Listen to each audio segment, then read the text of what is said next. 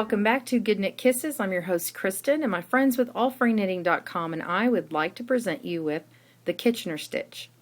The Kitchener stitch is a way to invisibly graft two sides of your garment together, your headband, bracelet, whatever you're putting together. Right now I've got a garter stitch pattern, and I want to take the live loops and I want to attach them with my beginning starter pegs, the part that was casted on. And so I have put them on the small loom here. And if you're on a large loom, you might want to transfer it to a long loom so that this gap isn't so big. This would probably be the biggest gap I would recommend, because we need all this extra yarn that's coming off of your last strand here. Unless you want a contrasting one, you want it to be connected still. So we are going to so go ahead and we're going to do the setup first, and then we're going to have stitches that go back and forth. So there's a really handy guide I want to tell you about, and it's going to be, there's a link to it that's going to be down below on the description on the YouTube page. So be sure and click on that, print it off. It's by Bethany Dailey, and she's with GettinItPegged, and she's got a great little freebie for you there. And we'll have a link on there from allfreeknitting.com site to get you there.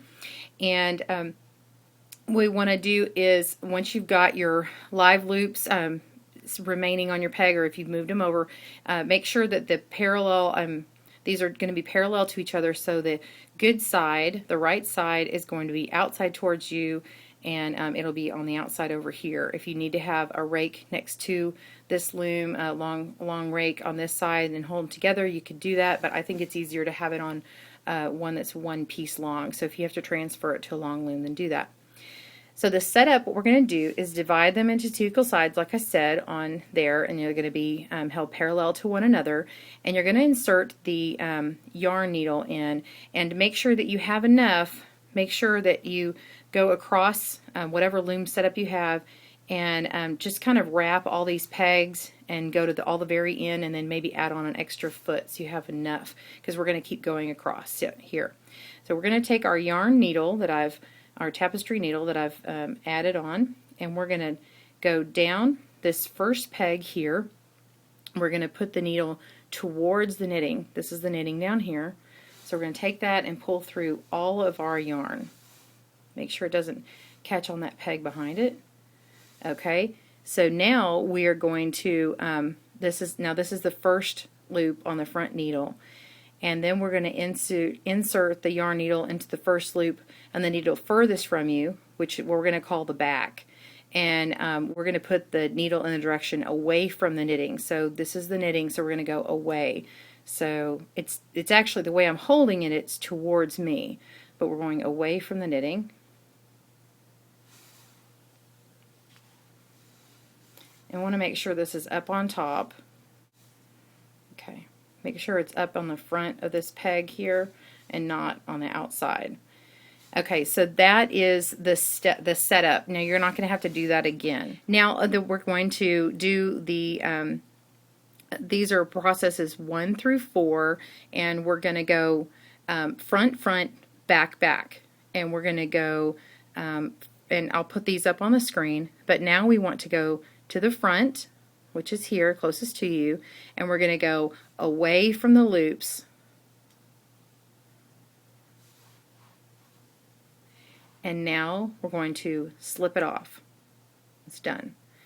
Now we're going to go front again, and we are going to towards the loops, which is towards the knitting.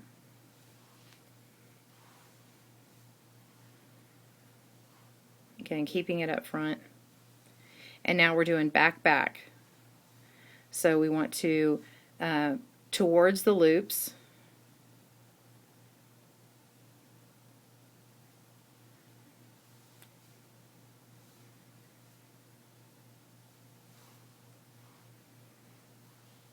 and you pull it off.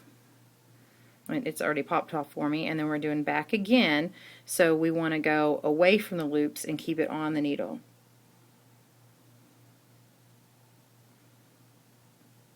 If you have to go up from the side, it might be easier to not make it pop off. Okay. Make sure it goes up and around there. And you can kind of tug on these and get it tight.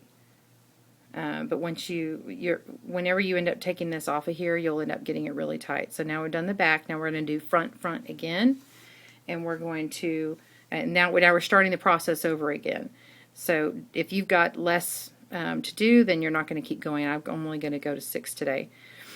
So now we want to go the front again, and we want to go away from the loops, and it slips off the needle. And now we're doing front again, and we want to go toward the loops. And now we're going to do our back to back, back and back.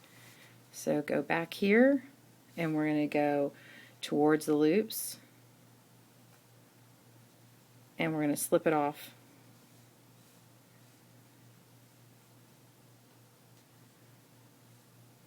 Okay, and then we're going to go away from the loops, and we're going to keep it on.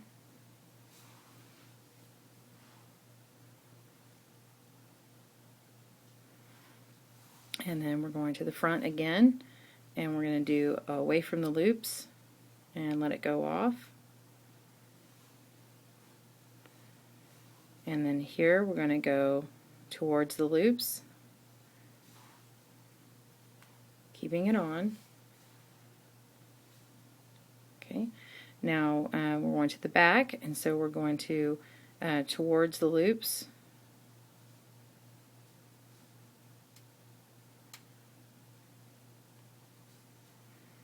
taking it off.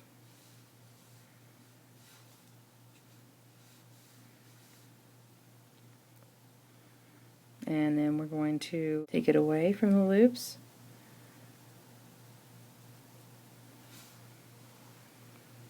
Okay, we're going back to the front again. Away from the loops, taking it off.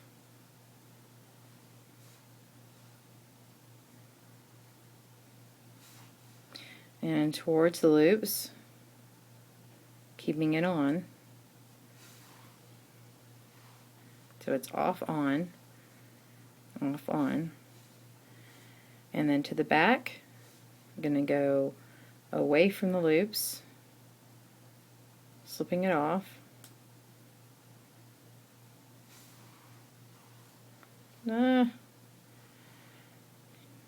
a lot in here, so you just kind of have to keep your list handy and check it off. So I just pull that one off, and we're on the back. So now I'm looking back at my list now, and I'm going to go, I'm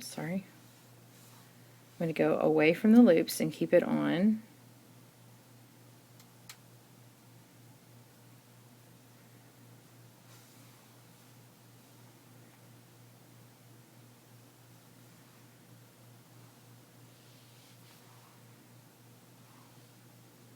Okay. And then we're going to go to the front again, and this is my last one on here.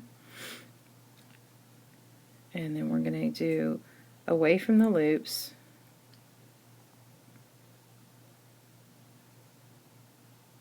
slipping it off,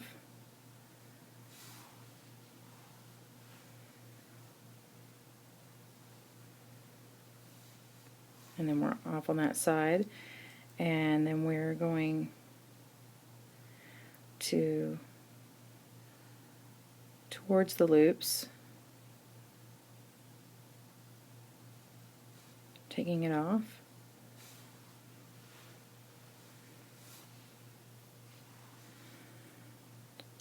and then away from the loops,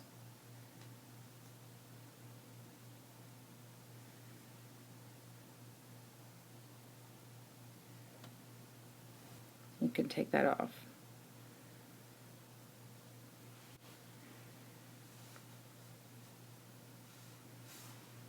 So you've got a big kind of mess here, so now what you have to do is go through here and pull it.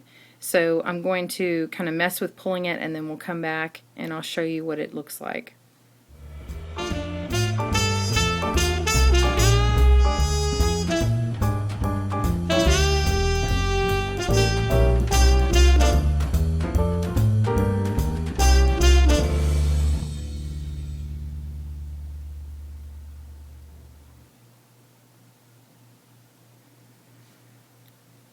So I'm going along here. What I'm having to do is pull one side and then find where it kind of feeds through, and it's hard to tell because I'm doing the same color on here, but I didn't want to use a contrasting color on purpose because I wanted you to see how invisible this thing looks. So it looks like a pearl on one side and a knit on the other, so you're going to see it bump out on the end here, so when you're trying to find it, it looks like a pearl. So you just kind of keep pulling on it and making it tighter. Do you see how this is really, it's nearly invisible. It's not perfect, but it is really, and when you pull it tight enough, you want to make sure not get it too tight. You want to match how the spacing between these. If you see, I've got it slightly wider here so I can see it, and then I might tighten it up before I get totally done. So continue pulling this on through and finding where it ends.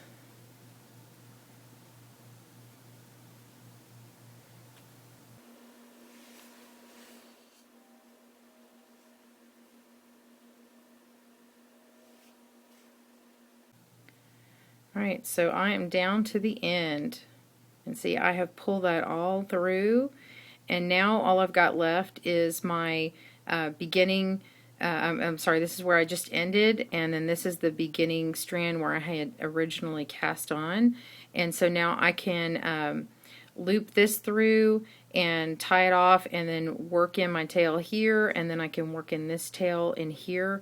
You can work it on the ends or you can flip it in. I think the best way to get these to hide is to, so we're trying to find a tool here, but want to take these in and pull them on the inside here, flip it inside out, and then work it in between these two rows. And so you get this nearly invisible stitch here, and it becomes this great, well, this could be a little wrist, little bracelet here. But it's a really great look. I suggest that you try the Kitchener stitch. Get a nice quiet place. Print off the directions. Print off that quickie little guide by Bethany, and get yourself working on this stitch. I had to do it where it was very quiet in the house. I tried to do this on a car ride, and that was not working for me. So don't get frustrated. Email me if you have questions. But it's a great great technique to have in the back of your head to be able to do. Thank you so much for tuning in to Good Knit Kisses. This is Kristen, and on behalf of my friends with allfreenitting.com, have a great day and happy looming!